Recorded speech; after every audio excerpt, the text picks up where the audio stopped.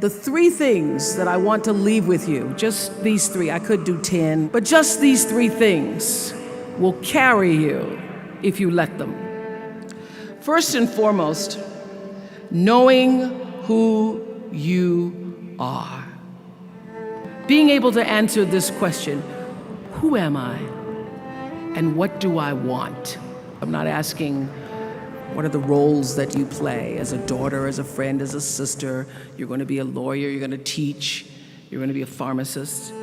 I'm asking the bigger question of who am I? Who am I really? My answer is I am God's child. I am that which is born of all that is. A spiritual being having a human experience. Come trailing the breath of the ancestors yet, but trailing the breath of the angels. And understanding that because I am connected to the source of all that is possible for me. That's who I am. And what do I want? I don't want to just be successful in the world. I don't want to just make a mark or have a legacy. The answer to that question for me is I want to fulfill the highest, truest expression of myself as a human being. I want to fulfill the promise that the Creator dreamed when He dreamed the cells that made up me. What do I want? You must have some kind of vision for your life. Even if you don't know the plan, you have to have a direction in which you choose to go. I never was the kind of woman who liked to get in a car and just go for a ride. I had a boyfriend who would say, let's just go for a ride. I want to know, where are we going? Do we have a destination? Is there a plan? Or are we just riding? What I've learned is that's a great metaphor for life.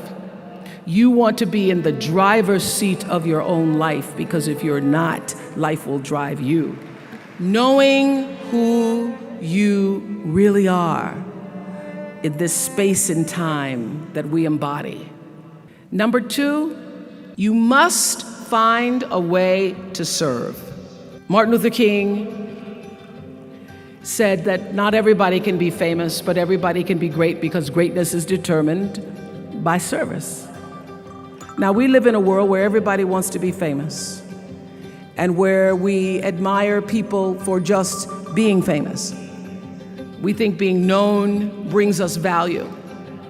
The truth is, all of that will fade in time. Service and the significance that you bring to your service is that which is lasting.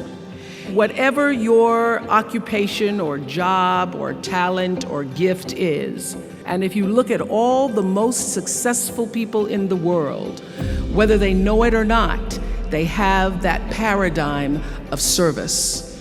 For many years, I was really just happy to be on TV, and people would stop and say, oh, you on TV? Yeah, I'm on TV. I like being on TV.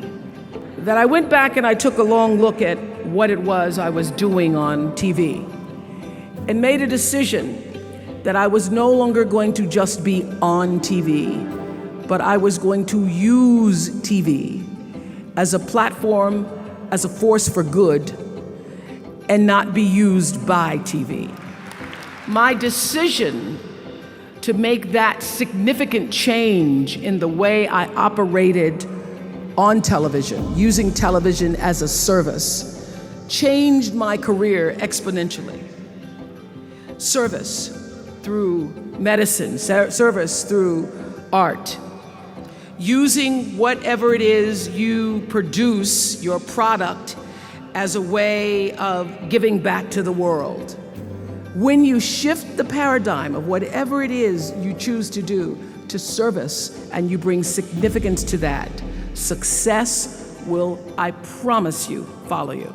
Service and significance equals success.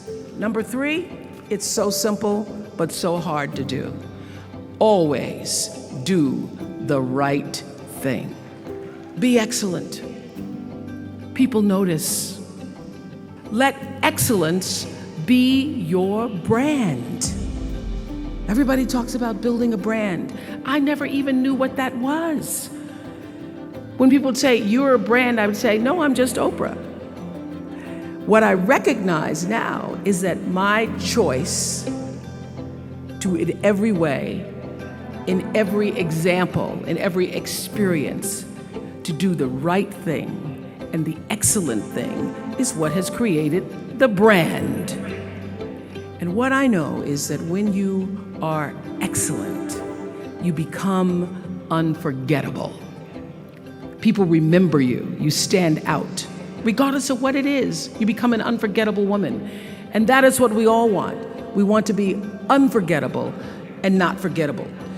So doing the right thing, even when nobody knows you're doing the right thing, will always bring the right thing to you. So my greatest advice to you is to surround yourself with people who are going to fill your cup until your cup runneth over. So when people say you're so full of yourself, you can say, yeah. And to know that once your cup runneth over, you cannot spend your life with your gallon-size offerings, offering them to pint-sized people.